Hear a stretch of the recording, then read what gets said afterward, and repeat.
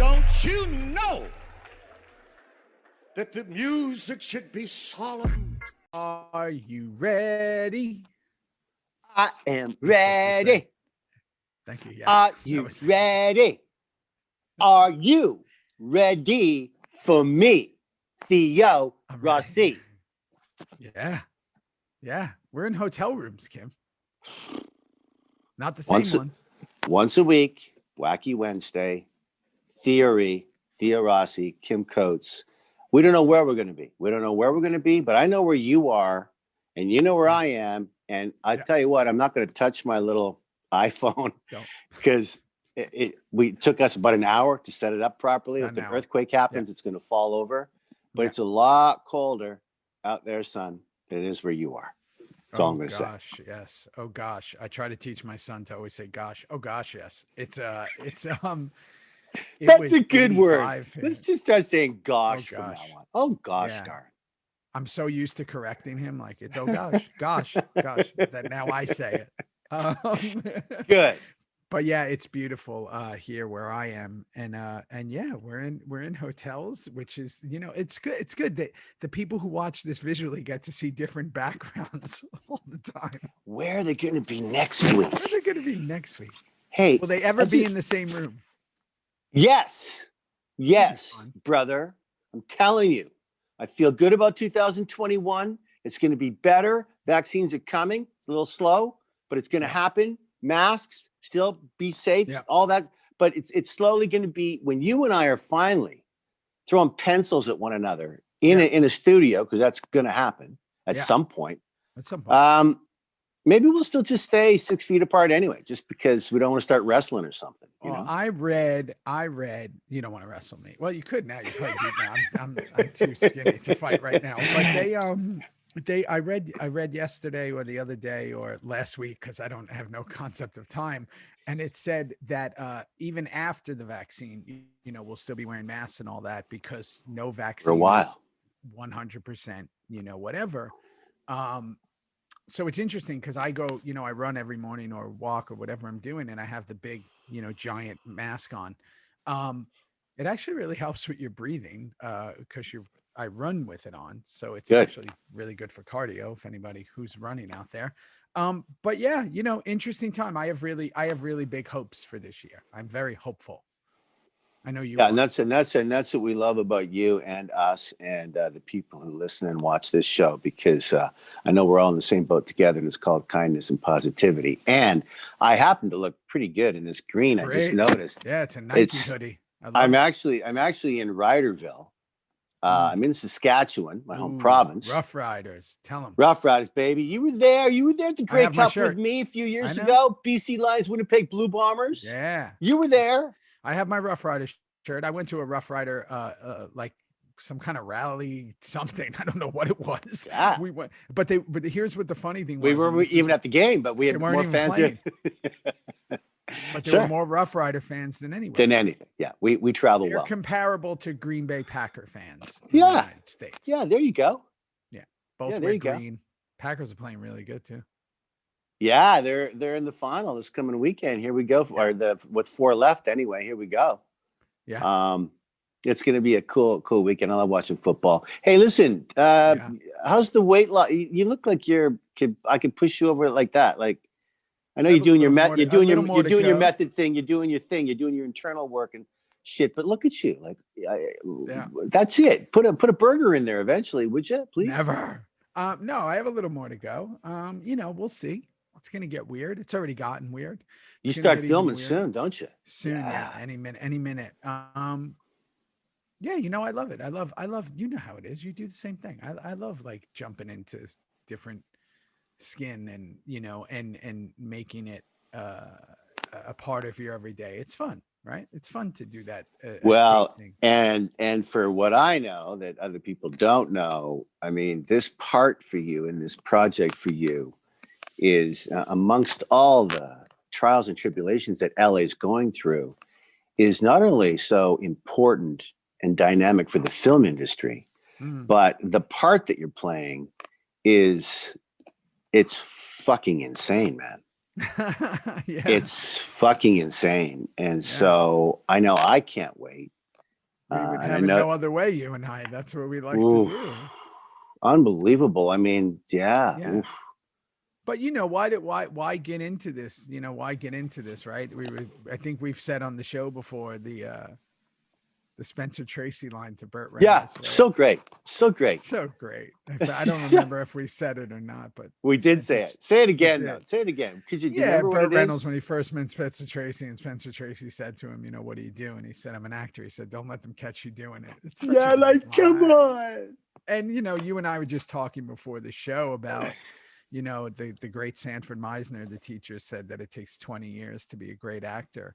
Listen, acting's one of those things that I think actors hate, or I don't want to use the word hate. They don't really like talking about because it is so weird to other people who don't do it. And I get it, because at the end of the day, the people who are watching just want to see the product. They don't really want to kind of know how you got there unless you're also in the process of getting there. Just like I don't really need to know how the gas is made that comes in my car. It's just I need to put it in my car to go. And I understand that. And at the same time, you and I get to have these incredible conversations about the actual art of acting, which, has really gone by the wayside for a lot of the business. But there is a lot of the business that still underneath loves the foundation of Those are the only projects that I want to do. They're the only projects I've wanted to do for a long time. So, and I need to add to that. I'm getting ready to start my little small town lawyer with big city problems. It's kind of unbelievable. I've never had one like this before. Line there.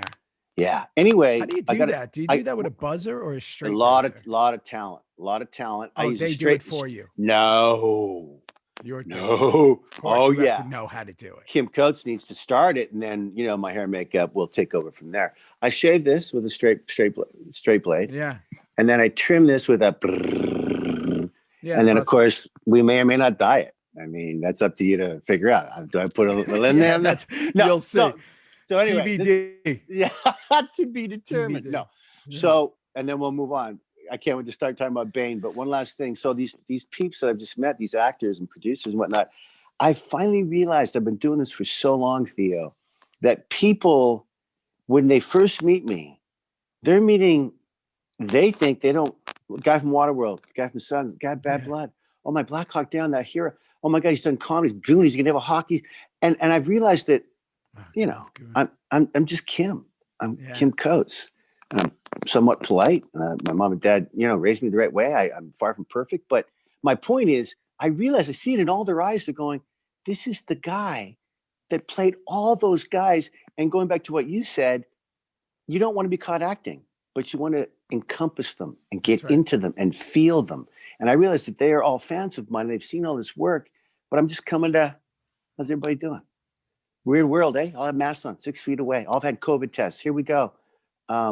But it's still exciting for me to hit my mark, as I know it is for you. And you know that I think that the journey of, and I've always kind of been thrown off by the word character actor, right? Because shouldn't all actors be character actors? Like, isn't everyone playing a character? Yes. But let's just say, okay, they're going to keep, that term is going to be used for people who escape into other characters. Okay, let's stick with that for a second. What I've found in my 21 years now of doing this is that the greatest character actors that I've been around are usually, on the majority, the nicest people and completely different. Isn't that amazing? Amazing. And I think I've come to diagnose why that is. I think that they've taken on so many, whether it be extreme personalities or different personalities, and done so much studying of the human condition and like how we behave. Good for you.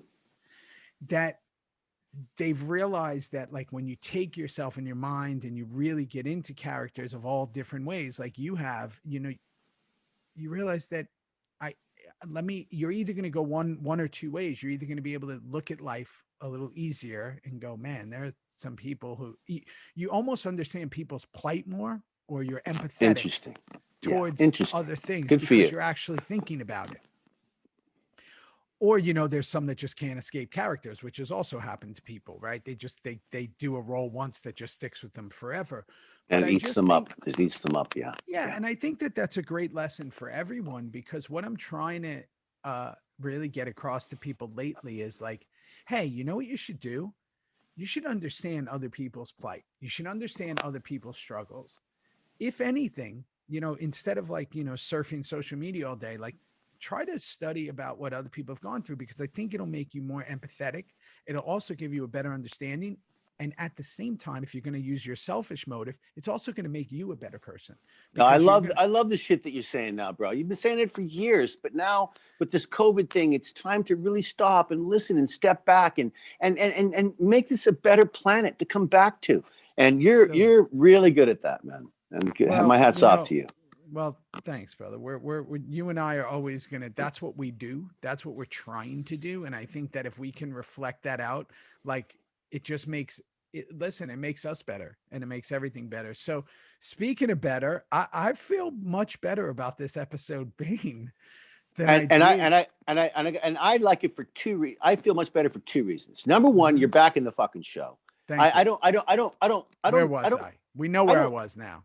I don't like the show anywhere near as much without you or me having a point or this or that. It's a better show. And so that's number one. Number two, we're getting close to the end. We're getting close to going back to Charming. Here we are. Bainne. Okay. This show, and we're going to get into it quick, it's the best scene, one of the best scenes ever. Wow. In the series. Okay. Can't wait for it. I'm going to get there. Yeah. Yeah. Wow. So Can't wait. Here we go. You ready? We open up with, let me get my notes. I'm gonna open while you're getting your notes. Please do. You ready? Yeah. Bainne. Yeah. Bainne. You know what it means? I think it means milk. It does. Does it mean milk? Yeah. Is that right? Okay. Yeah. So let me just say, from the man who's been to England, I don't know how many times, 1 million. Ireland 7 twice. million. Scotland 49,000. Yes. To open on Trinity with opening the thing and putting all that milk in and putting the milk in and putting the milk in, I'm going to call a bit of bullshit on that. Okay, so I'm just going to call it a little bit of bullshit because I've been there, and the only thing they use milk for is to put in their tea. So in Ireland, I guess they're drinking a lot of tea because they don't use it for cereal, they don't use it for anything but tea. And I just think they should be putting bottles of scotch, Bushmills, something in that fridge. Cold? What, milk? They hardly ever. No, I'm making a joke. Oh, no, of course. Okay. I'm just saying, I just found it a little bit too much milk for me, but hey, man, it's called milk. Here we are, babies. I'm going the other way, Good. Go the other way. I was so aggressive on last week's episode that I'm going to say you were. that there was beautiful lighting on that opening scene with Jax. Like he just looked like, $1 million. The superstar that he is, like that. He just $1 million so great. And what I wrote was, bad idea leaving messages on Stahls' machine. Now I know things are different now, but would you really want that proof? He probably should just hang up. You don't really need to leave the messages, right? And also he's hugging Trinity when the phone rang, and I thought for a minute he was actually going to talk to Stahl with his arm around Trinity. I thought he wasn't going to leave her, but I did write this. And she says, I almost shagged my brother. Like I know that it's a long time ago, whatever year this was, 2010, or 2011. I don't know. 10, like 10 years 10. ago. It was 10. Okay. I know the world has changed, but I got to tell you, I am super uncomfortable every time they talk about that stuff. Like it is like, the fact that they're even making jokes about it, it's a little weird. Okay. I'm okay with it. But anyway, go ahead. Yeah, of course you are. The whole thing is strange. Okay. So now Stahl and Jax are on the buddy calls again, right? Opie comes out. He's doing the Juice thing where he's like, we need you at the table. Opie's filling in for Juice, calling Jax.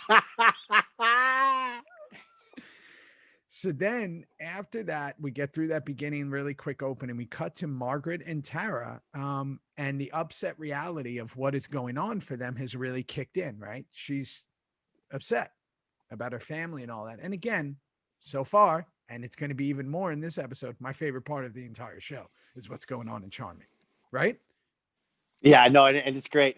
But you missed one quick thing, and I got to just point this out to the peeps out there. The scene before on the phone, I just loved all those Burbank power poles. There's so many Burbank power poles that you just going, I don't know. I mean, okay, fine. Anyway, back to McNally and fucking Tara now.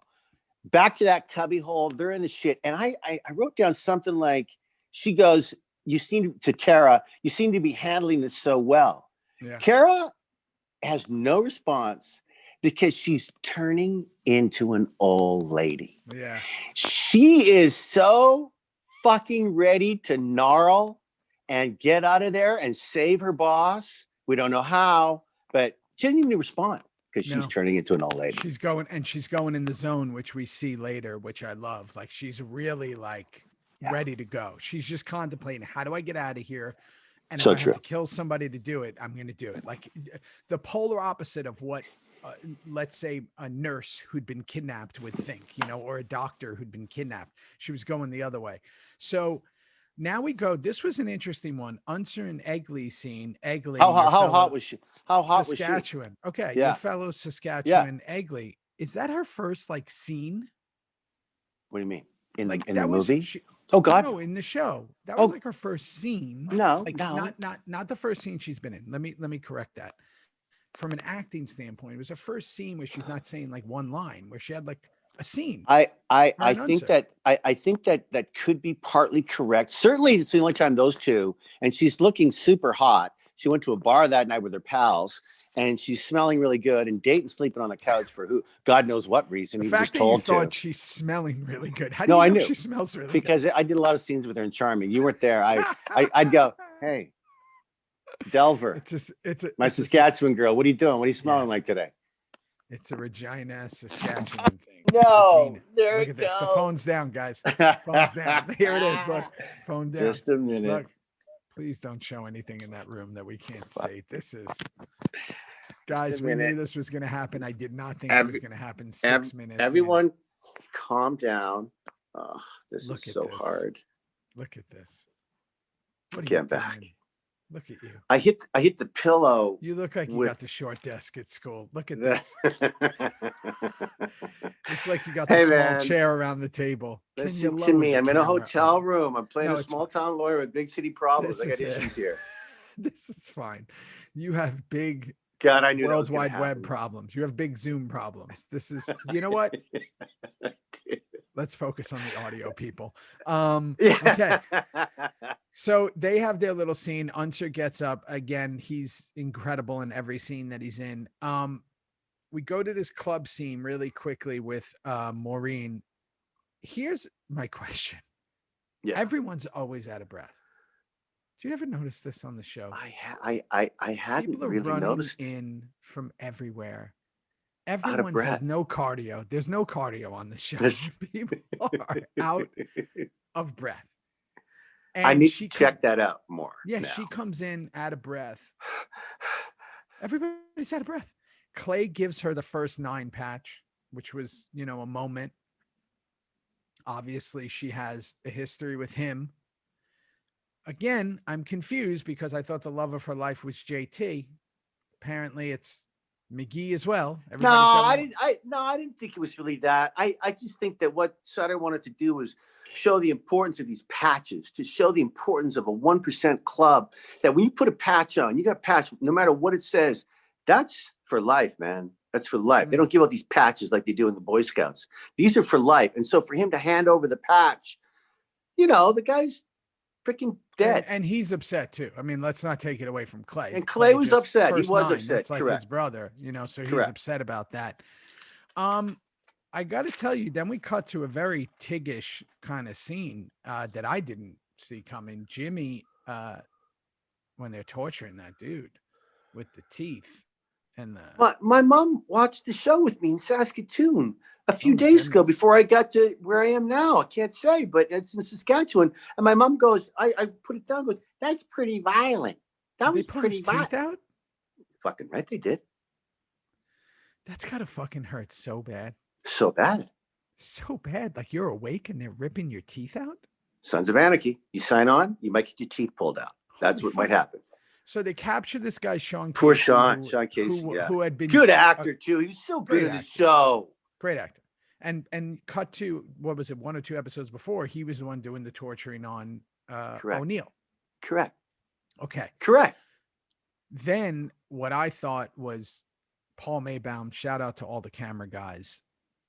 That shot, the gunshot that squirts the blood over the cross on the wall, the props department and everybody deserves. How good was that How shot? good was that shot? Are you going to drop this again? No. You're going to drop the phone again? This one, my shit stays right there. Perfect. Oh, look good. Yeah. Look good. How good great was that shot? That's Unbelievable. called, I mean, tell the peeps out there, bro, when you're talking about a blood splatter and a timing thing, it's got a time to the gun. Actor has to be safe the whole time. Obviously, that's the number one priority. But it's a lot of pressure on these men and women who are, okay, we're all set up. We're tapped. Hot, going hot. Everyone, we're going hot. Plugs in, got earplugs in. And when it works like that, oof, I bought it hook, line, sinker. And the one thing that we need to say is that you really only get one shot. Let me explain why you get only one shot. The pressure of it. It's a white wall. It's fake blood. And once that hits the wall, we, especially on a show like Sons of Anarchy that was so low budget, we don't have the time to clean it off. We don't have, like, you either get it or you don't. We're not. So, this isn't Black Hawk Down with $120 million budget. We're not going to repaint the wall and come back tomorrow. No. So he is sitting there with the silencer on his gun. He has to lean down, and good on Titus and good on anyone, because you and I have been in this situation so many times, is that when now you have to pull the trigger at the right time, that the special effects guy has to hit the button for the blood to shoot. It's all like a dance, and it has to happen the right way. And I bet you that's a one take. Oh no, it was one take. And they rehearsed it and rehearsed it and rehearsed it. And when they were ready to go, 3, 2, 1, everything goes on after one. They did it beautifully. I loved it. So, okay. So now here we go. Juice is back. He was protecting Fiona and Carrie Ann. Found out why he was gone. I'd been tasked to go, and I guess people had said that in the comments. So here I come, all filled with piss and vinegar. Never have a smile on my face yet. Coming in, ready to go. I was happy to see myself. Say it. Yeah. It was nice. No, it's good to have you back. It really was. It was good to have me back. Again, nothing's really happening as of yet. Things are building. This was an interesting scene. Dayton and Jacob Hale. Dayton, Unser, for all those who don't know the actors' names. Unser and Jacob Hale Unser basically calls out Jacob Hale, because I guess this was one of the storylines that I wasn't following. He's trying to get rid of Charming PD. Tell me. I'll help you out with that. I mean, this is now almost near the end of the third season when Jacob Hale comes onto the scene. He wants to get rid of Unser. His younger brother, who's now dead, is going to take over the whole cop shop. They're in it together. Hale wants to be the mayor. In fact, he might be the mayor now, actually. Is Elliot Oswald, is that done now? I don't really remember. But if he's the mayor now, he certainly might be. He wants Charming cleaned up. He doesn't want it the old way anymore. He knows Unser's in bed with the bikers. He wants him out. And Unser... He wants to corporatize Charming. Oh, yeah. In fact, we find out coming up when actually, did Egley already say that to him? Where, when Egley came in, that scene that we just talked about, she goes, hey, man, San Juan, they're just voting. They're voting this whole sheriff department shut down. They're bringing it in from elsewhere. And Dayton goes, what? So when Hale walks in, he knows in this scene. He knows what's going on. He knows that it's coming from him. And he hears that Lumpy's dead. This is the scene that we hear Lumpy's gone. And he's responsible. And he's responsible. Well, we know that because we're watching the show. But Unser doesn't know that, but he puts 2 and 2 together by going, wait a minute, that was the last block on your block that you want to change, and corporation out the wing. Lumpy was the last guy to stand firm. Mm-hmm. What's going on here, Jacob? Jacob says, are you accusing me of something, Sheriff? I mean, it's a real back and forth scene, but we certainly know where they're both coming from. And nobody still has cut his hair. And no, it's longer now. It's even longer. I don't know what he's sprinkling in there, but Jesus He looks like George Harrison. Like, what are we doing here? No, guys? Good for you. He does, actually. No, he does. So here we go. We get to this scene. I have to discuss this because, again, does Gemma have gun training? How is she? Can you tell me? I'm not even sure why any of us needed to be in this show from that scene on. She comes in like a gunslinger. She comes in like she knows how to hold it. She's not farting around. She pulls the gun from his But first of all, Charlie goes. Oh yeah, Charlie goes to the nuns in that mission. Tell me where my son is. Yeah. Yelling like Screaming. Mel Gibson. Give me back my son. It was that Ransom, same kind of Ransom, ransom. Give me back my son. Yeah. I mean, and Opie still hasn't said a word. I mean, there he is. God bless Opie. Just still hasn't said a word. And then all hell breaks loose. Gemma grabs that baby. And I'm thinking, when I watched this a couple nights ago with my mom, I'm thinking, I hope that baby got stunt pay. I hope that baby got overtime. They always got to be twins. They're crying on cue. Crying on cue. Who wouldn't cry on cue with that kind of like pressure that you're under? Because Gemma's screaming. Gemma's pulling the Mission Impossible Tom Cruise stuff. Like, how does she know how to work firearms like that? Like, I'm asking, does she have training? She was born with a gun, Theo. Gemma was born with a gun. She had a gun in grade 4. She put it in her. She grabs it from his thing. She like boom, boom, boom. She's pointing. No farting around. And then literally has it to this baby's head. And I'm like, wow, Kurt, man, he really pushed it. He really pushed things to the envelope here. This is an infant. Well, that's right. And we, any kind of child.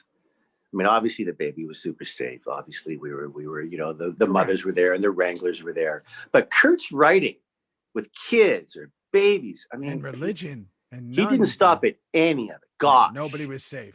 Gosh, he didn't stop. Gosh, oh my gosh. Oh my gosh. Oh my gosh. He really went for it. Oh my gosh.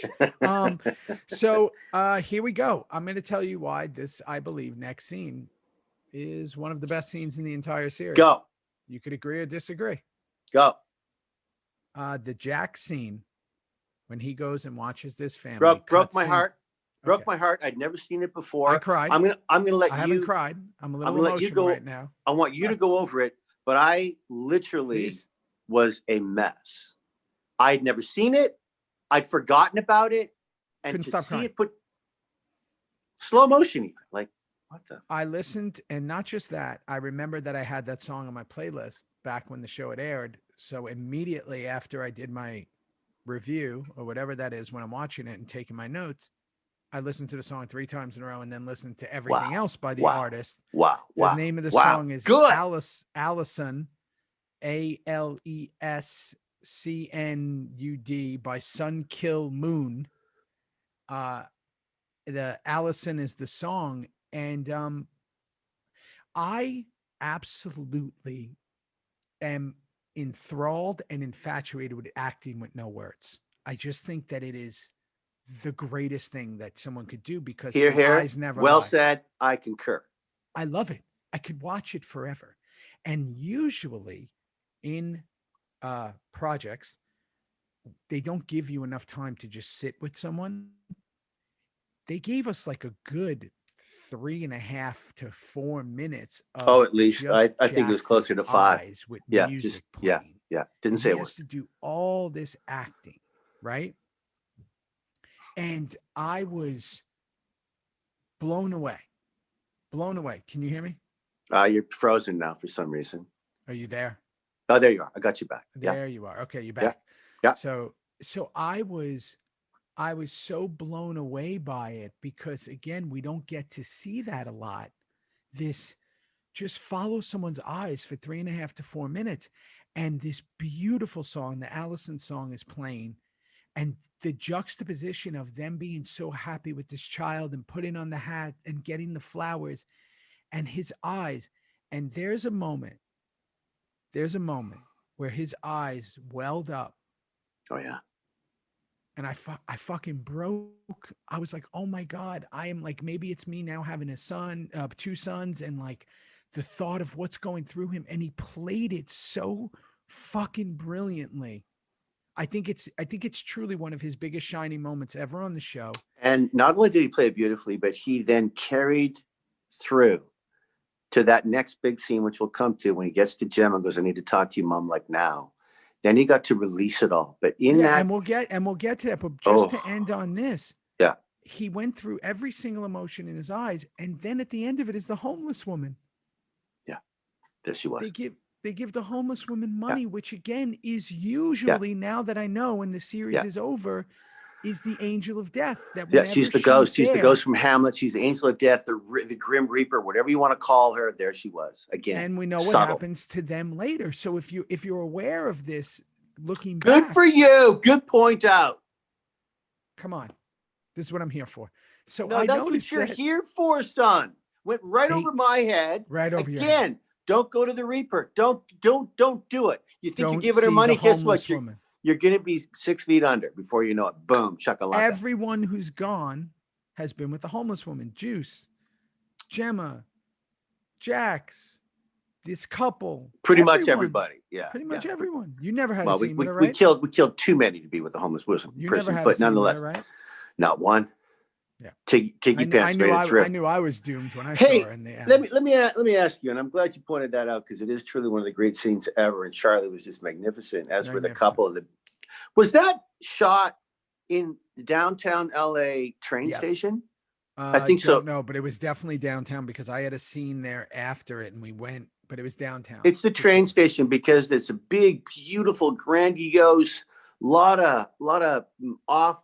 Pink, white, marble everywhere. That's the train station. I'm pretty sure that they made it look spectacular.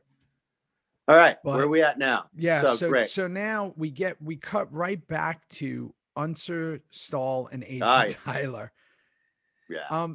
I have a couple of observations here. One, I'm going to say it again and again. Stahl's whisper is incredible. This choice with this character, her whisper.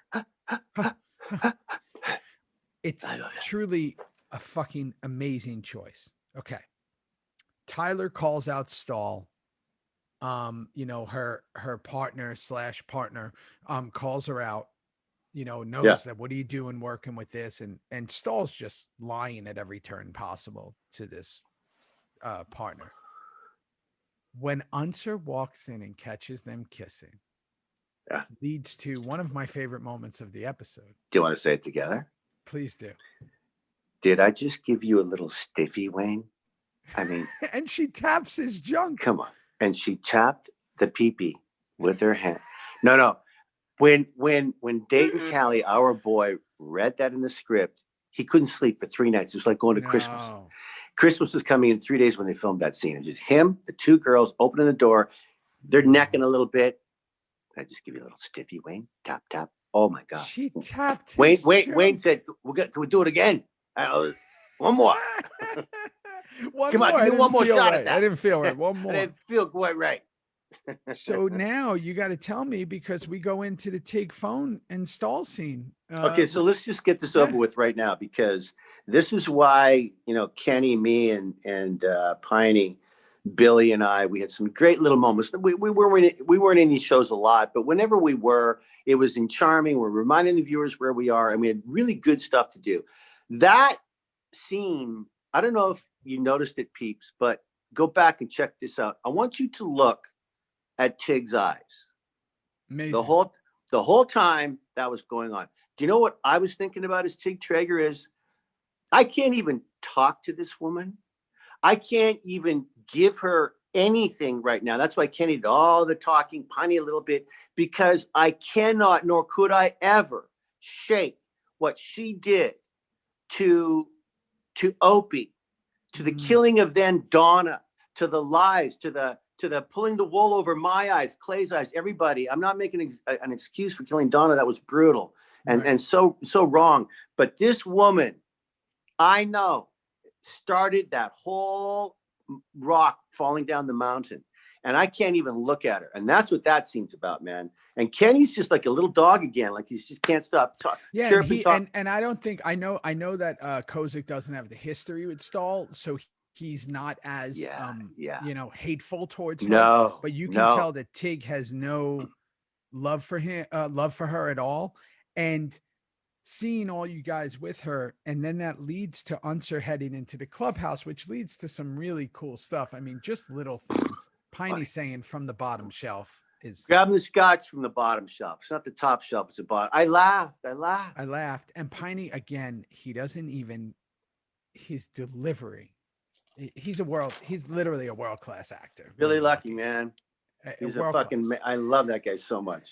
So right there, I mean, I always love seeing Unser in the clubhouse because you start to realize that he knows all these guys and he's doing a shot, and you start to realize that he's kind of with everyone. Okay, so Jax rides in to talk about Abel with Gemma. This is the continuation of what you were talking about before.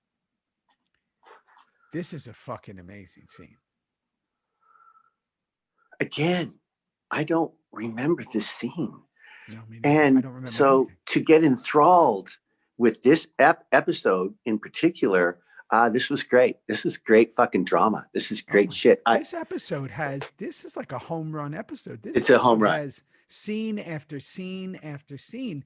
So again, here I am hating on last week's, like thinking I was right about season. And now 3. we're right I'm back in love again. with. Yeah, you're back in it now. This is the Godfather and Gemma's slapping him, smacking him around. And I know I wasn't there that day, and you come into this scene. Finally, you're back here. Like, thank God, with your beautiful smiling face.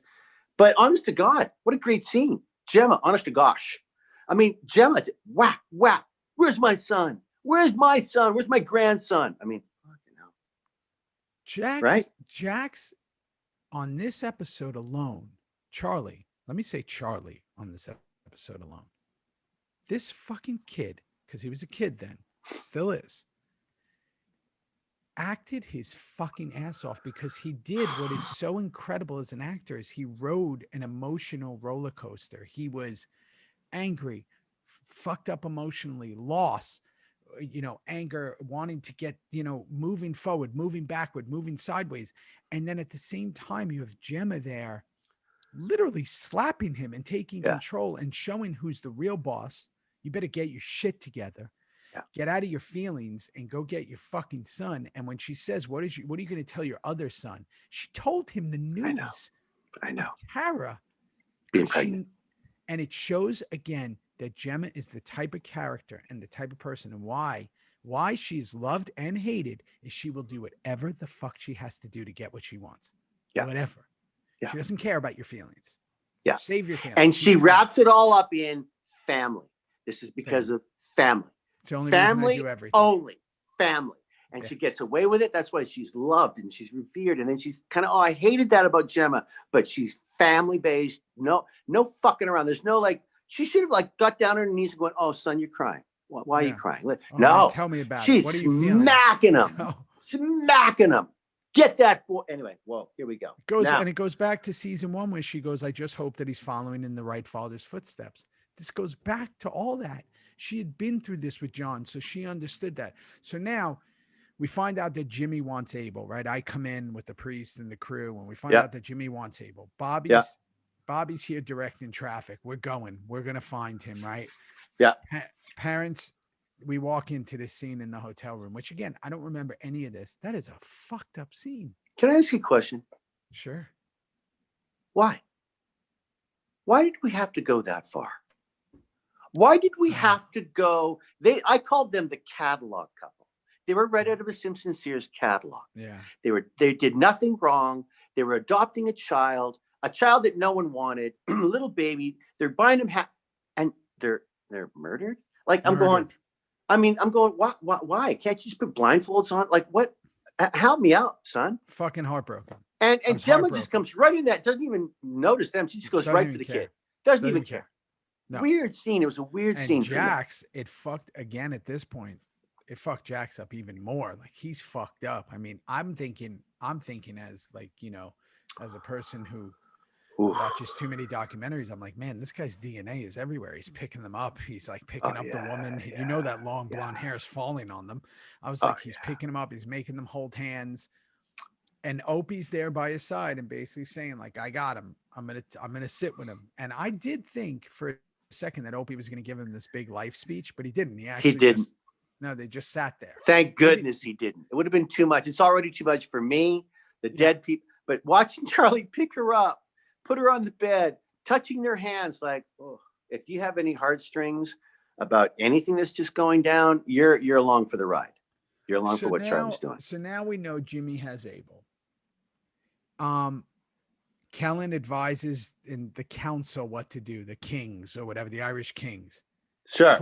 Clay finally wakes up, I wrote. He like Oh yeah, literally no, I finally just got wakes up. Clay. I go. Clay snaps out of his jet lag. Yeah. And yells at Cosgrove. He was Good sleeping. for you. We both did. Literally, not sure bro. he's- Clay finally wakes up. He literally got out of his jet lag at that moment and fucking went nuts on that guy. Yeah. Cosgrove. And then, you know, Mac shoots it straight, comes in, you know, whatever. Jax basically now is like, fuck everybody, right? Like this is, right? This is the point. Yeah, but he also said something in there that I have a question for you. Sure. First of all, Jax had this look on his face. Every time things were going to get a little nasty, Jax had a look. And peeps, I'm telling you, just remember what I just said in the future episode. His face goes gnarly. You just know something really negative is going to come out of his mouth, or he's going to shoot someone, or he's going to go to that dark place. And he says he's tired of listening to dead men. Mm-hmm.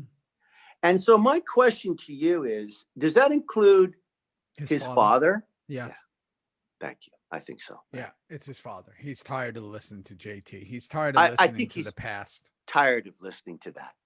And that Bible and that book and that great thing that JT was all about. He's finished. Which by the way, that line and that assessment is going to hold a lot of weight later because of what she puts in the backpack and all that, you know, the letters. Right. So we know that. Again, I don't really remember what they say, but I do know that that's important for the history of this. It is. So Tara, pretending to go to the bathroom, comes up with the plan at a cracked glass. I love this because, again, it's all news to me. I'm on the edge of my seat. I knew I knew there was something going to happen. So right after we see, you know, she cracks the glass, we immediately cut to, and I can't wait to talk about this because you look like a fucking skateboarder with that backpack on. I still have blisters schoolboy to this day. No, I have blisters to this day. I ran so many times, so many takes with those goddamn boots on. You got another one in you, Tim? Sure. Go back. First of all, and I ran so hard, so fast, so nuts. I still have blisters. Let me tell you, I wrote, what a shitstorm. You had some running there, son. I said, here's what's so funny. Because I know that you have the boots on, you have the leather cut. Let me say, first of all, this is why it's a TV show and not reality. If I was in that park walking one of my dogs, or I was there with my kids, and I saw some fucking guy 911 leather cut on and a backpack, I'd say, please, someone let the authorities know that we have a suspect in this park. You looked guiltier than anybody could look. You didn't even decide. I don't know why costume wasn't like, hey, maybe he shouldn't wear the cut. Maybe he should just wear a hoodie or like a t-shirt. No, here you come. Fine. Broad daylight, you throw this fucking thing in the garbage pan. I'm thinking, oh, that's a bomb. It's a bomb. Like it's a bomb. Boom. And then you have to run. And I'm going, you must have been fucking miserable. Because I know you had to do it 30 times. Well, the problem is, you remember this when we, at the end of season 2, when we were at the docks and Jax's kid's been stolen. Yes. And there was 8 of us. There was Clay, there was Bobby, there was Opie, there was you, there was me, there was Chips. God. We all had, and you were the fastest runner. You're even faster than Charlie. But that broken boardwalk was. But that broken boardwalk, but I'm saying there were so many of us, we did it a few times. This scene that we're talking about, there was only one actor, moi. So we can do it a few more times because there's only one. We didn't have to get all the jackals together. All that was out of breath. People want to have a smoke. No, it's just Coatsy. Come on, Tig. One more for the Gipper. Go fuck yourself. I was exhausted. You had a good sleep that night. So now we cut to the scene with Tara and Salazar. Yeah. Killer scene. I was so impressed with that whole thing. You're talking about when she cuts the neck, puts it in the top. It's all crazy now. It's all crazy. Trying to hold the neck, blood's everywhere. Really super scene. Really super scene. And he's phenomenal in it, and she's phenomenal. And I mean, that whole story point had me on the edge of my seat. I mean, between you guys talking about it with Stahl to what's going on with her. I mean, I know they call that the B storyline, but it was the fuck, B man, storyline. it's amazing. But it was a B plus storyline. It really That's a was B well plus. written, well acted.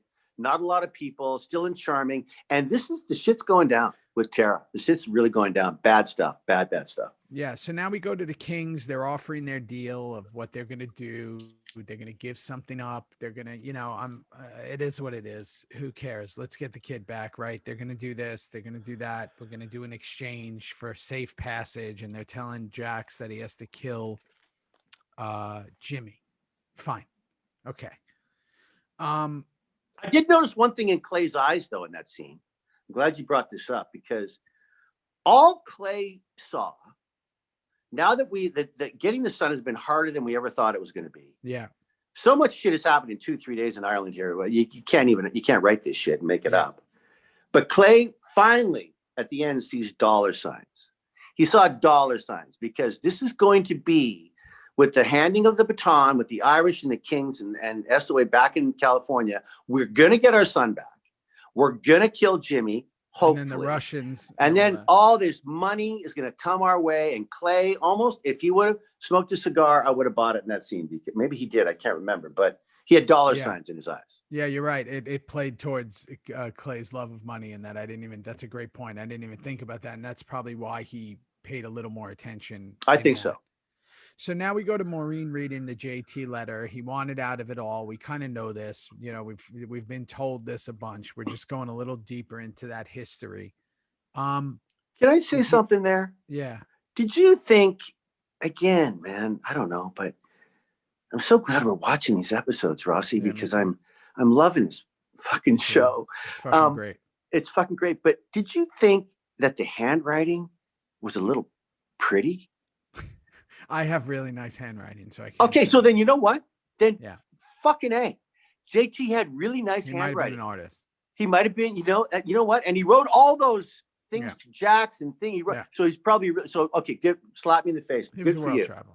Yeah, I'm listen, I appreciate extremely good handwriting because it's something I do. And so I don't think just because he's some hardcore biker he should have shitty handwriting. Kim. Yeah, come on. Don't shut that down. Don't shut that down. Use your noggin a little bit. His handwriting. Never again. Never again. Good. Now you'll know anytime you see someone's handwriting. It could be. Gosh, nice. Will I ever? Who cares? Yeah, gosh. Who cares? Oh my gosh. Who cares? Who fucking cares? Okay. Where are we? Where are we now? We go to the scene, the exchange scene. This is a big moment. The fake rain. They did the fake rain on the car. Remember, they used to hose down the cars. Where with Kellen and Jax have to pull up, get searched. Jimmy's getting out of the car with the baby. Yeah.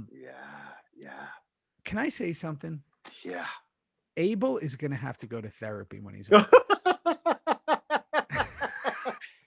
No, they're calling right now before they get back on the plane. There's therapy coming up. Show like In Treatment or whatever it was where it's just Abel in therapy because this kid has been through the fucking ringer. Oh yeah. No, through the ringer. And people, Sam, taken across the world. You got to know something that as we went on, this little boy who became then a little bigger boy and a little bigger boy, we always say had different actors. And I'm not sure that the mom and dad were so happy to see the baby stuff end at the end of season 3 because it really, man. Just go through. Let's just for a second. Let me see if I got this timeline correct, right? Please, Fam Crow, Sam Fam, help me out here. It's Wendy's kid. Correct. Abel is correct. Wendy was a hardcore stone cold drug addict. Pretty much. Okay. That's number 1. He's born into a biker world. 1%. Okay. Around a lot of smoke and whiskey and, correct. Nefarious activity. He's fucking kidnapped and taken across the world on a dinghy on like a boat. Then they switch to a bigger boat, go through Vancouver. Oh, that's so good. I'm glad you. Yeah. Okay. No, seriously, good for you. There's no mom. It's just a guy. Just a fucking guy who knows nothing about children. Who's gone now. He's an Irish gangster, an Irish gun runner. He doesn't know how to care for a fucking infant. Okay, wait. Then he's brought to Belfast, where he's passed around like a hot potato. But he's got buddies at that point. He's got buddies. In that Wait, little he's mission, taken there's by some a buddies in shady priest. A shady priest takes him to some illegal nunnery that they're doing. That's where he's got the buddies, though. He's got buddies. He's got They're on buddies, so at trips. least he's got fellow inmates. Yeah. Okay, wait. Then he's given to a family, and he goes, "Man, I finally, thank God, I'm out." The catalog couple. The catalog, Simpson Sears J.C. catalog. Penney, Spiegel catalog family. Beautiful. He made it. No, his Then eyes they're are like, executed in front. Then they're Love you. executed in front. thank you. I'm so Thank happy you. now. They bought him a new hat. He's Oh, so yeah. happy. He even probably saw Jax at that market and said, "Get the fuck away from me. I'm staying with this couple. Don't even fucking come near me." Dad, get the fuck away from me. I got a shot. I got a shot here. Then they get executed in front of him. And you got to believe that they didn't take Abel out of the room. They kept him in the room. So they heard that boom, boom, scream, ah. Come on. And then a fucking homicidal maniac, Jimmy O, is basically like nursing it. Like, "Oh, it's okay, baby. Oh, Come on. he's such a cute boy," whatever. Yeah, that's a very bad accent, but I knew what you're trying to do with that. No, go ahead. That was nowhere near Ireland, but that's all right. Yeah. I don't even know what that was. This fucking kid, I'm so caught up in the emotion of this kid he's lived 93 lives in his short 6 months of living. Fucking A. Give this No, kid fucking a A. break. No, for sure. So he hands the kid off. They're doing their thing. So they hand the kid off. Can I say, I noticed something in you, though, in Juice. Like, I went, look at how happy Juice was knowing that they're soon to be getting the hell out of Ireland. I saw that on your face. You were ready to be the president of the club. And they would have listened to you. You wanted out. I wanted out of that season, and I wanted out of that scene. So here we go. Maureen's putting the letters in Jax's bag. Just in the nick of time, too. Just in the nick of time. Just in the nick of time, just on the same bad channel, same bad time. Juice walks in, happy-go-lucky. Here we go. It's the most lines I've had in weeks in an episode, where the camera's actually on me. Oh, fuck. Now we go to, this was a shocker for me. The Tara and Salazar scene. When she said the girl died, I did not think that girl was going to die. I remembered that she died. I couldn't remember didn't. how, but what made me even more shocked, if I may, was Salazar grabbed Tara. It was a stunt woman when the real thing, but that looked absolutely ferociously violent on the hood of that car. She's pregnant. She's been through all this. She's just killed a chick in self-defense. But honestly, this doesn't get any less violent. It's just slam. Boom. We think she's going to be killed for sure. How many people has Tara killed? 74. I don't know. She don't have a clue. Doctor. A few. Has she killed a few people? Is this her first real kill? Probably. Probably. That's gotta be. Samly, come on, help us out with this. She's been around. I hope she only killed one person. Please don't tell me she's killed more than one. But again, she's been witness to a few, right? I think so. And all that. But like, actually killing people. I mean, she's literally murdered someone. That's self-defense. Yeah. She's either way. She's a fucking doctor. She murdered someone that no one knows about. She has bodies under her belt. Right. So then we go to the big goodbye.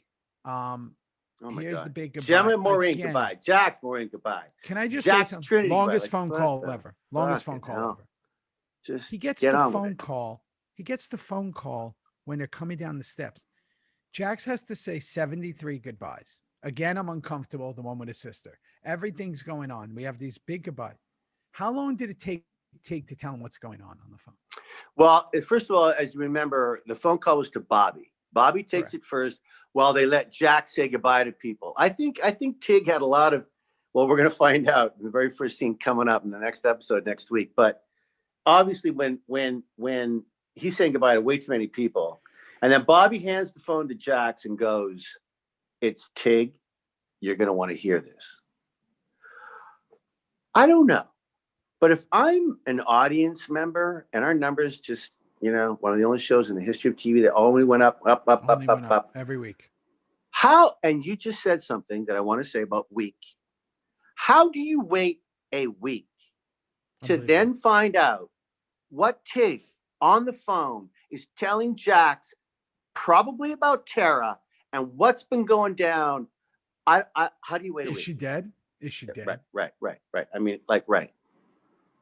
It's unbelievable. It's the cliffhanger. It's writing towards an ending that you, and again, what this is a cliffhanger. This is pre binge watching, people. Pre binge watching. Yeah, people. You can't hit fucking play. Ed Sullivan was once a week. You had to wait every Sunday. Bonanza, once a week. Three's Company. Three's Company. Come on. Wait. You gotta wait. Not that those ended on cliffhangers. Maybe Dallas did. Dallas did for sure. Or Dynasty or the for Colbys. Sure. Watched all for sure. But fucking A, man. What an episode. Did it have slightly parts that weren't fantastic? Sure. But I gotta tell you, overall, this is a riveting Hall of Fame, riveting Sons episode. This would go in the tops. I don't know, top whatever, top 15. Riveting. Top 20. Riveting. We are finding our way bumpily in the first, like in the middle of this, when we get to Ireland and all that. This is now ramping up to the end of season 3. We only have one more show. We've already done the finale. Yeah. We only have one more next week. We're going to finish up season 3. We've already done the finale. Yeah. So we just got episode 12. Episode 12, season 3 next week. And we're going to wrap up season 3. Hey, buddy. Listen to me. Just listen to me. Yeah, I'm listening. One of these days, I'm going to get a situation here where it doesn't fall or stuff. I'm going to get headphones like you. I'm going to get a big microphone the size of my, This is like a big podcast. This is like a big. It's becoming a big ass podcast. Yeah. And I gotta get my act together. I'm filming too much. Like a flea market, like a roadside show. Like you treat it like it's. Like, what are you doing? I travel with my gear. This is what I'm doing. I can't see. It's snowing.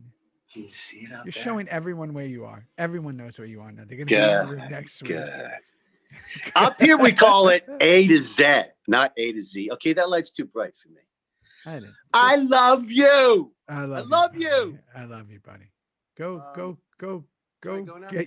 heal those blisters from this episode. Goodbye. I love you. Love Goodbye. you. Later.